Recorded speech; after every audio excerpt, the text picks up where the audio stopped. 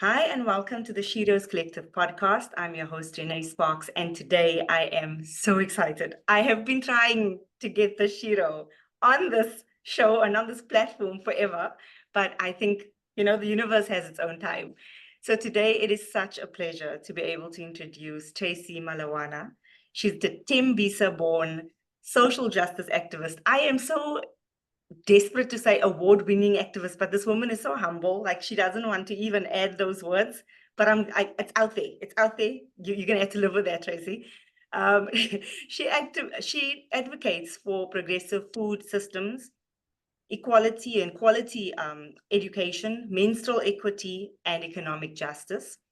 She's an aspiring, and this I want to take my time to say, because seriously, when I read it, I was like, what?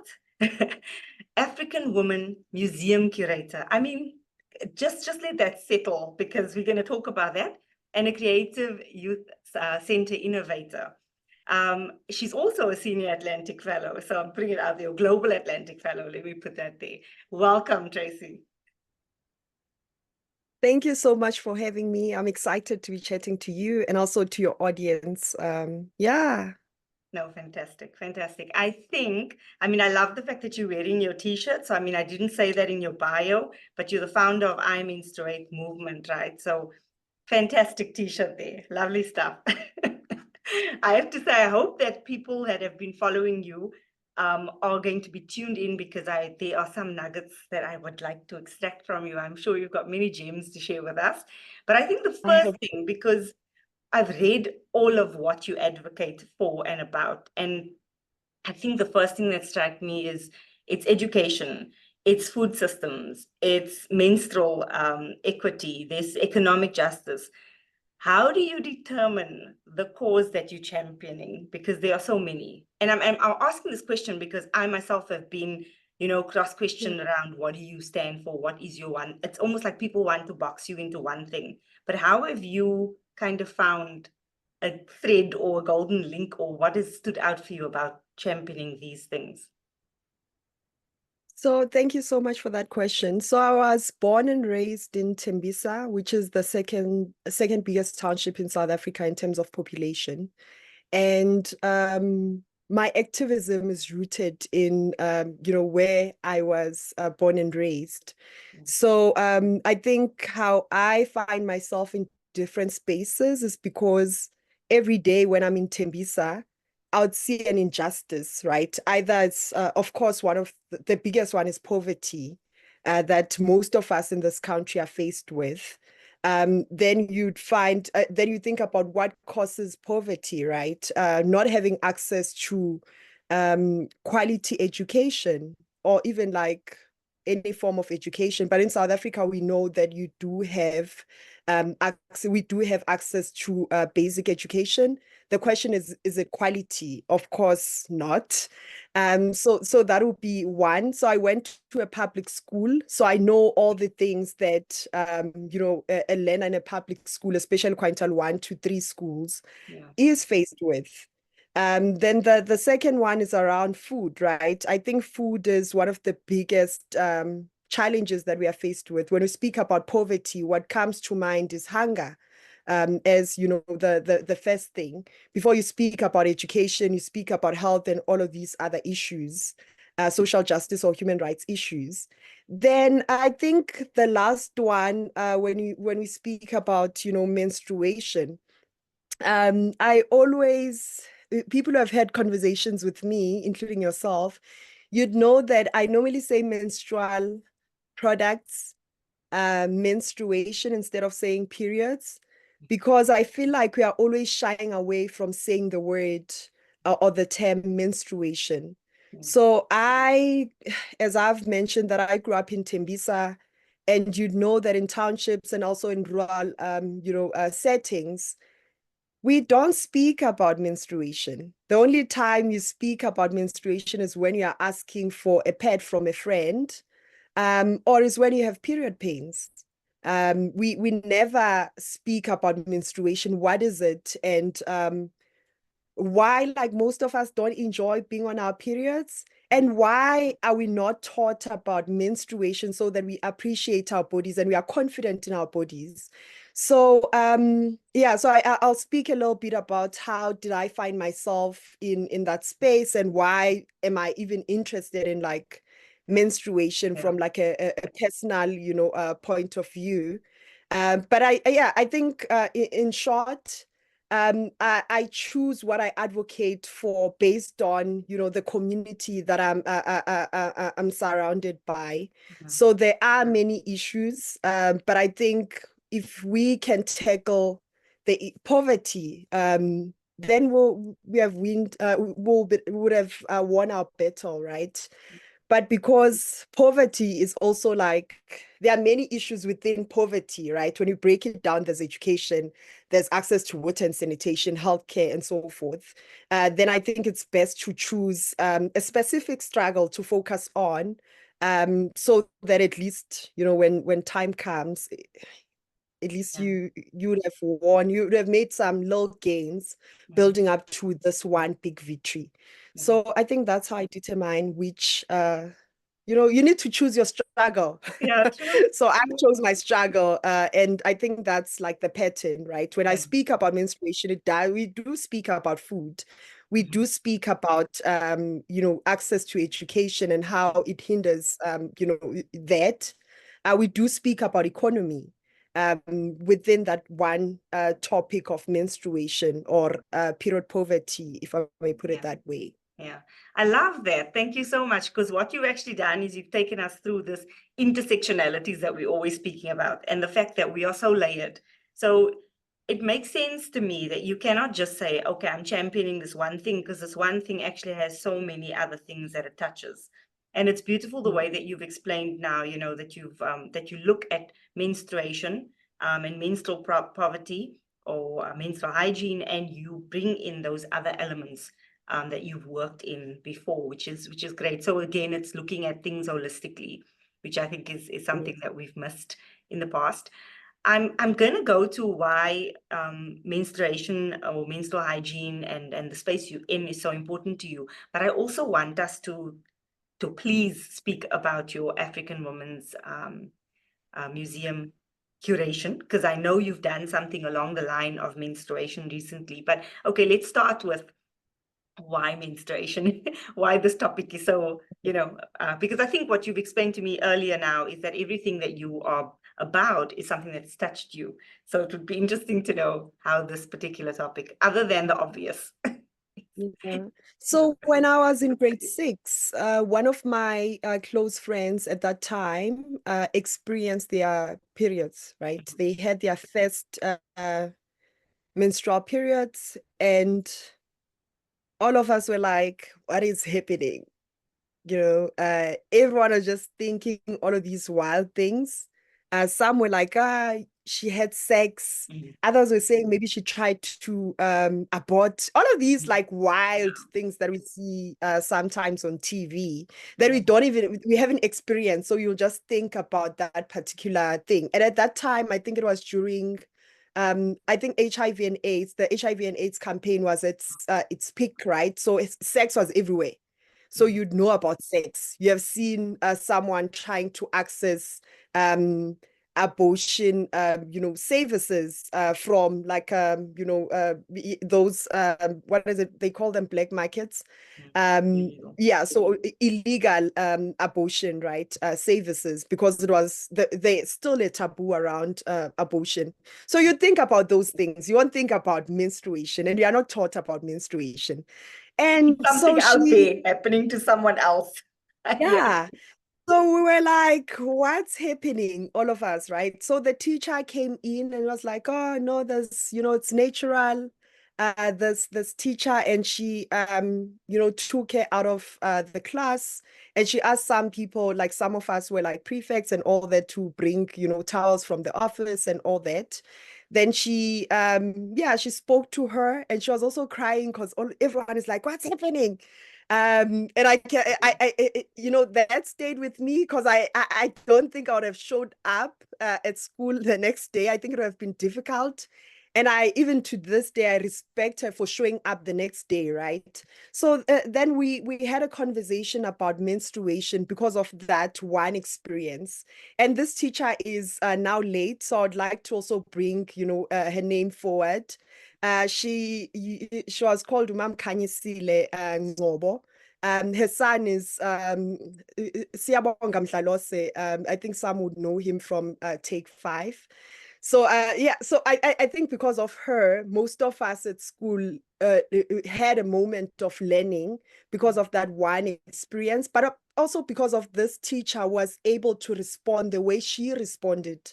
Yeah. She saw an opportunity to teach, and she took that opportunity to teach all of us about menstruation. So I think I started also like observing. I saw that, oh, okay, so my sister does have pads. So it means it's, something normal. So I got home and I told my mom about this, wild Yeah. experience. It was wild at that time because all of us were so like, what's happening? What is this? And my mother did like explain. So she was like, oh, you also have your periods, and she like explained everything. But also my sister was like adding and all of that. So I was like, okay, so this is something natural. There's nothing to be ashamed of, right? So we're able to support our friend at that time. And because of that, I've asked myself, why are we not taught about menstruation at, the age of 8, 9? Because nowadays there are people who experience their first period at 7, right? Most of the time it's 9, between 9 and 12, or maybe 9 and 15, sorry, 9 and 15 years old. So I was like, why are we not taught? And of course, there are ways to teach a young person. Those people who are like writing our curriculum would know how to teach Yeah. an 8-year-old about menstruation. So that's how I found myself in that space. But also, I think because I went to a public school, and this is the experience that many learners who menstruate are faced with in public schools. I'm sure also in private schools, because the issue of period poverty is everywhere. The fact that sometimes you go to school and you don't have a pad, so you'd need to ask one of your friends to, give you one, but you don't have it at home. So how are you going to replace that pad that you got from a friend, right? And sometimes there's no one who has that one pad. So it means you need to use a toilet paper. Some learners are using socks. Others are using cardbox. When in some of these public schools, when you go to their toilets, especially girls' toilets, you find all of these things full of blood. Like they're so, yeah, it's not nice. And I know how uncomfortable it is, without speaking about health implications of using a cardboard and toilet paper and all of those things.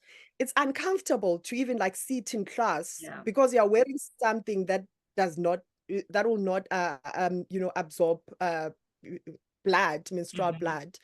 So those are the I think I'd say those are some of the reasons why I do what I do. Those are the reasons why I decided to found I-Menstruate.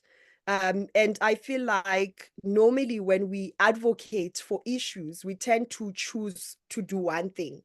So at I-Menstruate, we chose to use 5 pillars to do our work, right? Okay. So we are building a movement. So we're building a home for people who menstruate, for people who are curious about menstruation, for people who want to learn. So not only those that menstruate, as in like, who are most of the time are women, identify as women and girls, but also as, boys, non-binary. You can come and join I-Menstruate and learn about menstruation the way you want to learn about menstruation, but also contribute. I think the beauty of building a movement, it's not your thing, it's not a Tracey thing, it's everyone's thing, right? It's everyone's movement, and it evolves because people are like, you would have new members, you'd have new leadership, things keep on like changing or moving forward. Then there's the second one is awareness. You'd know that there's a stigma surrounding menstruation. We don't even use the name menstruation because of the stigma that is out there. Some of us, we say that time of the month. We always come up with these, terms Something else. so that boys don't understand what we are talking about. And if a boy say that, especially when you're in high school or primary school, you're like, what are you saying? You like check your skirt. Do I have blood stains or am I okay? Yeah. So we wanted to eradicate the stigma surrounding menstruation. So we're raising awareness about menstruation. I think what we are doing right now is also part of that. Then education. How are we teaching ourselves, but how are we teaching others about menstruation? Because it matters. If you are taught about it from a point of, it's dirty, it's a bad thing, all of these things that are the stigma surrounding menstruation, then you won't feel like it's something that we need to speak about. Can we have dinner and have a conversation about menstruation without feeling like it's Yeah. disgusting? Yeah. Even as a man who does not Yeah. menstruate, can we Oh, just I have hear you. dinner and have a conversation about menstruation, right? So we also long term will also have those conversations with the education department. How do we teach the chapter on menstruation? Yeah. So there's puberty. We speak about what is puberty and all of these things that one experiences during puberty. Yeah. But what is menstruation and why should we appreciate menstruation in our communities? But why should we appreciate menstruation as girls and women who menstruate? Then the fourth one is advocacy. Okay. So I think everything that I do is connect. There's an advocacy element. I think there's a policy that needs to be changed. If it's not changing any policy, then I personally, I don't feel like I'm doing enough. Um, and I'm saying personally because we are not the same. Others would, charity work is important. But to me, even if I were to do charity work, there'll still be an advocacy element of that particular, charity work. Because I think whatever we do, it needs to change a particular policy or introduce a particular policy or strengthen an existing policy. So we do advocacy work to influence policy, but also budget. Sometimes you have these beautiful policies that are not budgeted for. Yeah. Then they are not going to be implemented. So we also want to explore advocacy, but what are the new ways of doing advocacy work? I'm a 90s baby.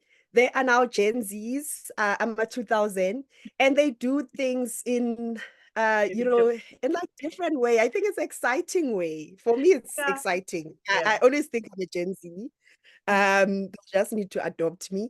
Yeah, so with with them like contributing and also like setting an agenda for I-Menstruate on how to position ourselves on like social media, on how to take into the streets or like march or whatever.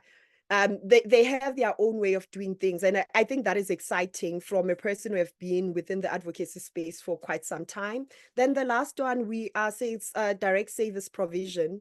We need to do something right now, so we are supporting 10 schools with menstrual products.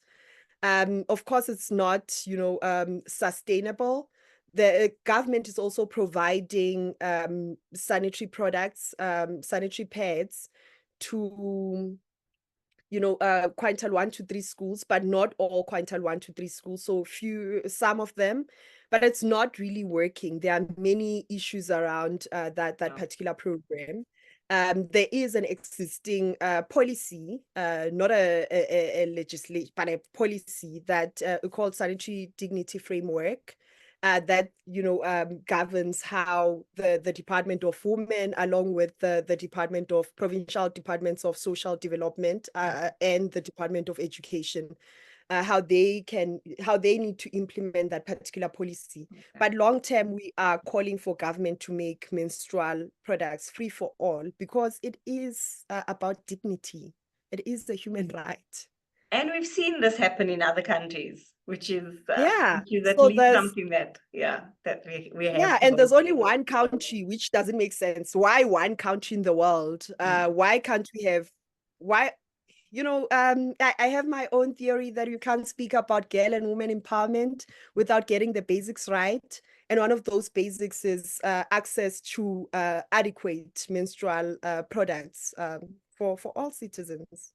That makes sense because we can't show up if that is something. Because I mean, I've heard so many times when we talk about even HIV prevention programs, and they speak about, you know, keeping girls in school, thinking about it will always come back to the same thing, because that is the one thing that does change that. I mean, you've shared your experience for that girl, your friend, to show up the next day. I mean, it must have taken a lot. So we don't even talk about the psychological aspects of feeling dirty and of feeling embarrassed and of, you know, because I think we can all speak about little accidents that have happened, or you thought you put a pad in and you didn't. You don't know who to ask. You in a different place. I can't tell you the amount of times.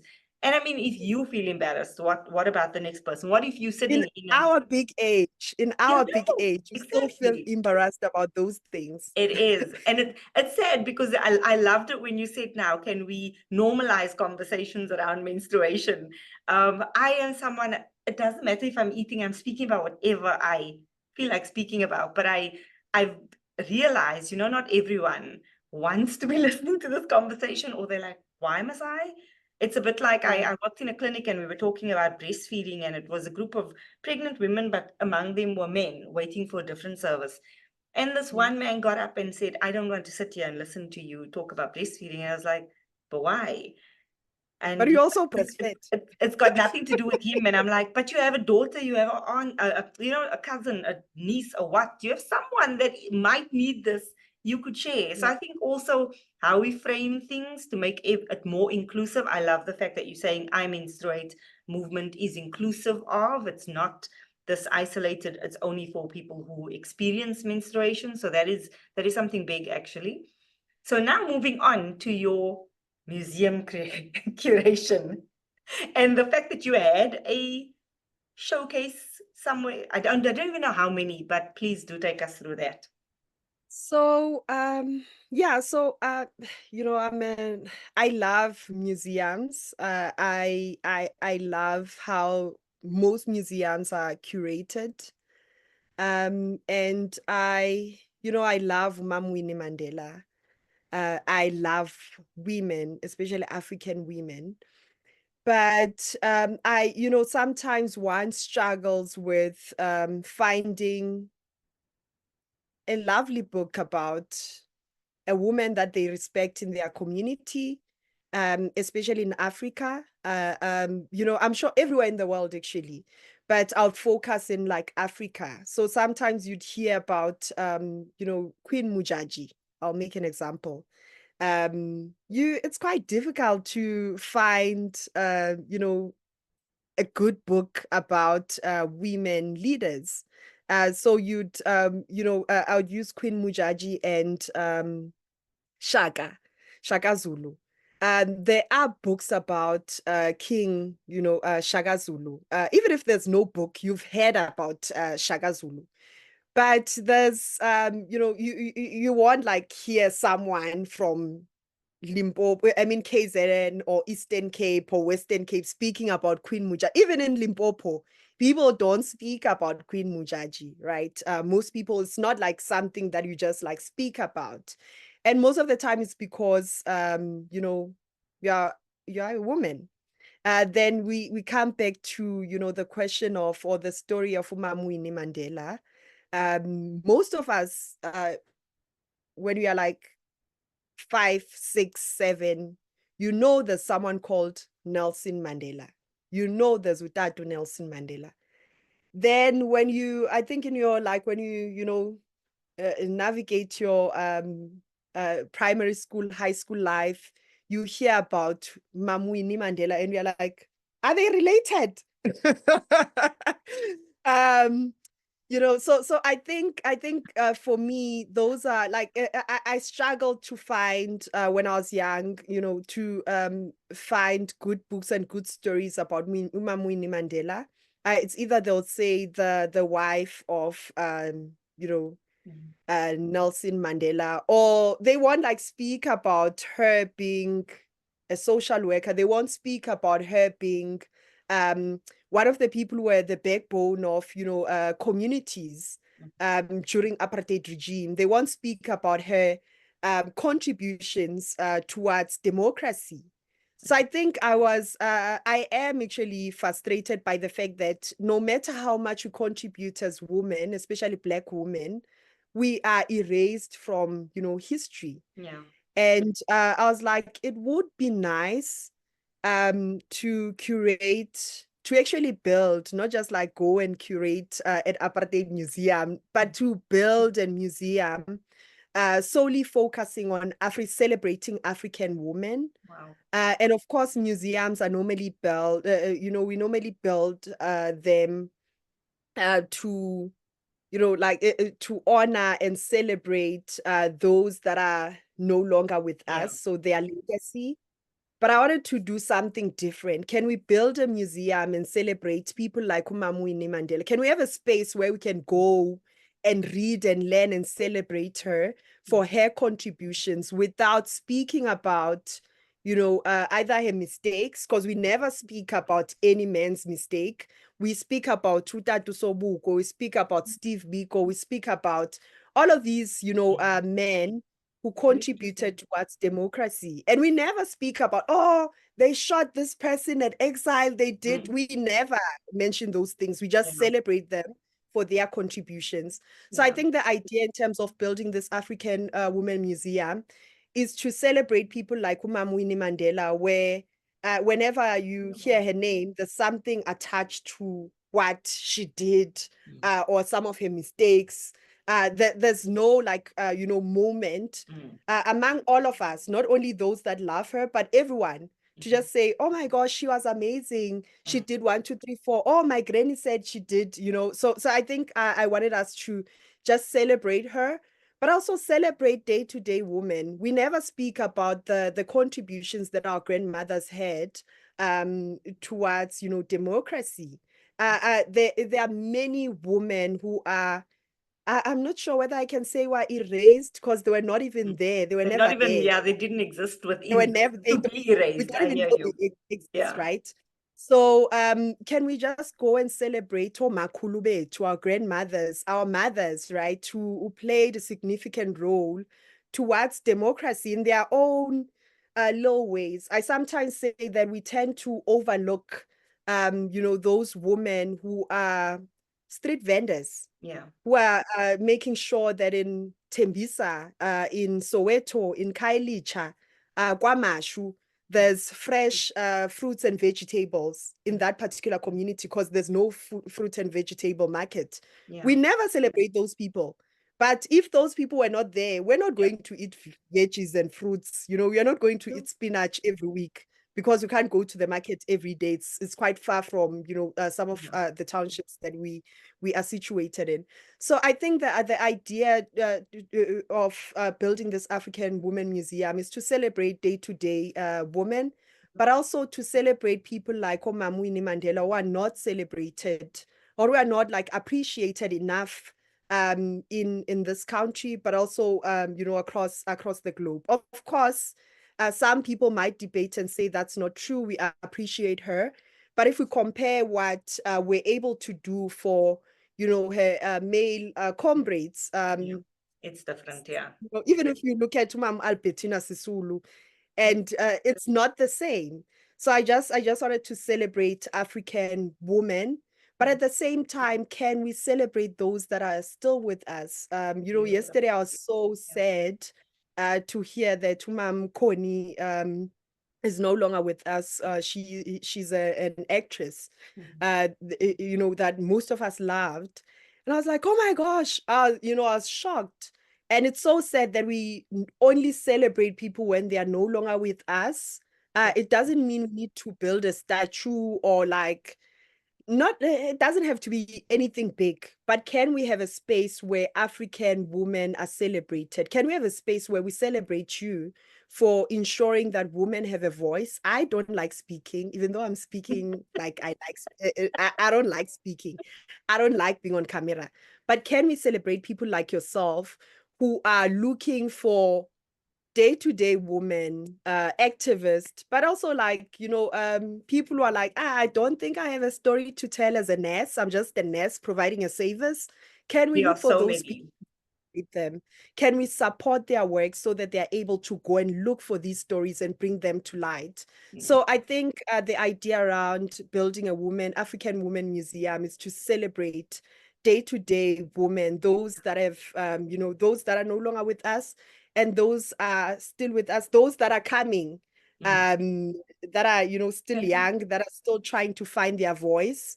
Can we just celebrate ourselves as African women because we matter?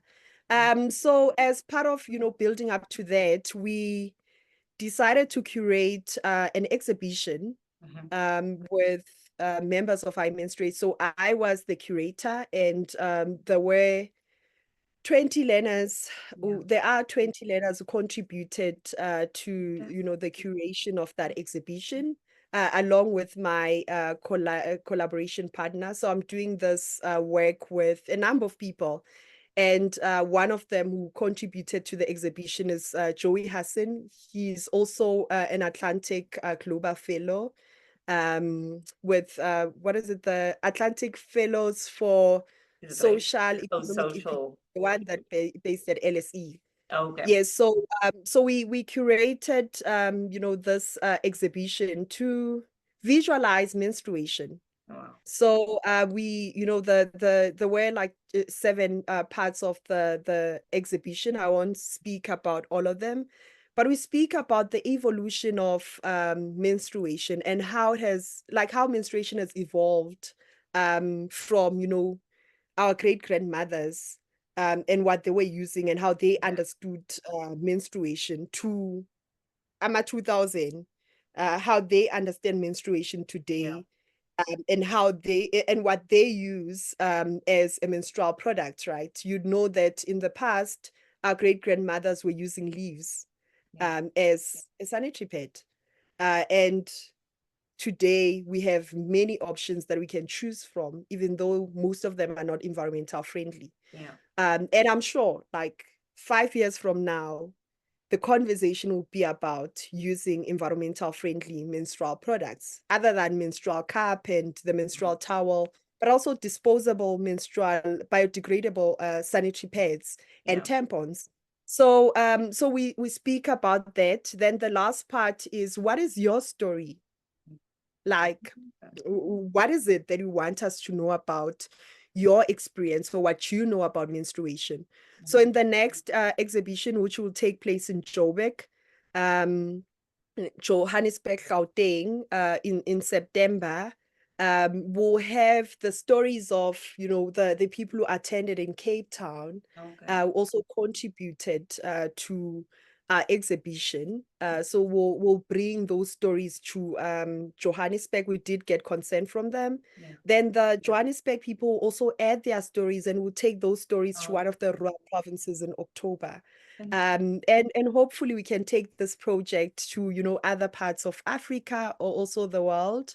But yeah, so I think that's how we are building up towards building this African Women Museum. And of course, you are also like contributing to it right now by speaking to us, but also by doing the work that you do, right? And other fellows are doing amazing work, or activists are doing amazing work across the world. They are somehow contributing to that, because when the time comes, we'll just go online and say, oh, you interviewed this person. Can you connect us to this person? True. Oh my gosh, you're also an Atlantic Fellow. Can we write a story about you? Can we feature you on this, museum?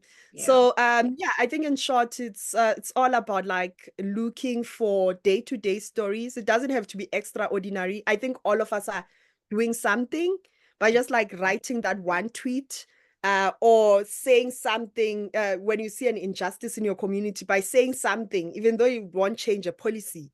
But we are doing something because someone who did not see anything wrong with, a pothole in one of the streets in your community would actually say, oh my gosh, I did not know that we are not supposed to have, because they damage cars or they can cause an accident. Then they'll do something about it. So I think that's the idea of building this African Women Museum. And of course, I am like debating, or like not debating, but grappling with the question of why museums.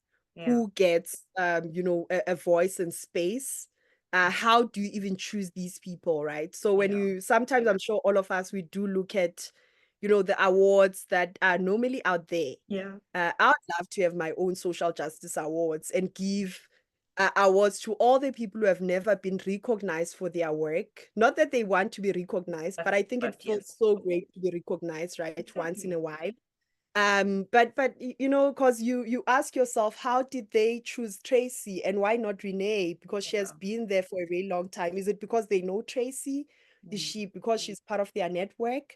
Or is it because of the work that they are doing in South Africa? Is it because they've changed so many policies? Like, you know, my comrades at EE, you have done amazing work at Tech, who are not recognized for their work. So I think those are that's my like idea of building this African Women Museum. But also, like, can we have a conversation? Who are we who are we honoring or celebrating or recognizing this year, and add that person without, you know, other than me choosing my friend or my relative or someone in my network? Can we have a conversation about it and decide who gets you know, a voice and space in that particular year?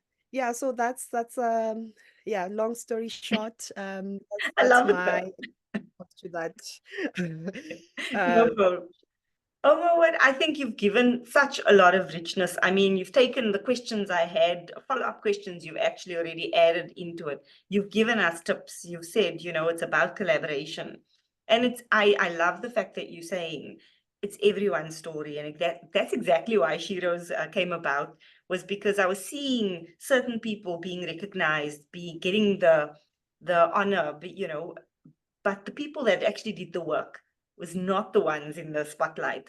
So that's exactly where it comes from. It's this sense of, but I can see that you're the one. It's been built on your shoulders, but your organization's not big enough, or the funding came via someone else, so that person gets the limelight. And very often these bigger organizations or funded organizations don't shine a light and go, well, actually, this is the person. And we are honored through our work with them. And I think that's something that also needs to change. I love the fact that you're wanting to change the narrative around who gets celebrated, because yes, you're right. I mean, when you spoke now about vendors, I was like, I didn't even think about vendors, but you are so right. It's anyone and everyone has a story, and I agree with you. A lot of the times women will say my story isn't you know, extraordinary or isn't something to be listened to. So thank you very much for the work that you do, and keep shining in your spaces and keep elevating those around you. I think that's really something that's drawn me to you. I think I came across your name when I was on a committee in terms of an award, and that year you won the award. But it stood out for me because what you do, and very often what I see is someone that's at the forefront of things. It's something that is personal to you, and you championing it not actually for the recognition. Like I started this discussion by saying I've been, you know, trying to come, Tracey, come join. And this isn't Tracey's style, but thank you. You do. I know that we all acknowledge that we do need to show up and be seen, and I do hope that you feel celebrated, and that through us celebrating you, everyone else that you've touched is touched through that as well. So yeah, keep doing the amazing work. And I look forward to seeing what comes from the curation of these different exhibitions. And we'll follow that on your social media platforms, which is I-Menstruate. And you can check out any of the other spaces by simply looking for Tracey's name or I-Menstruate, and you'd find that. So thank you so much for your time. Please do like, follow, and subscribe. And stay tuned to whatever else this woman is up to, because it's going to be something that's going to change policy, I'm sure. Yeah. Thank you. Mandla!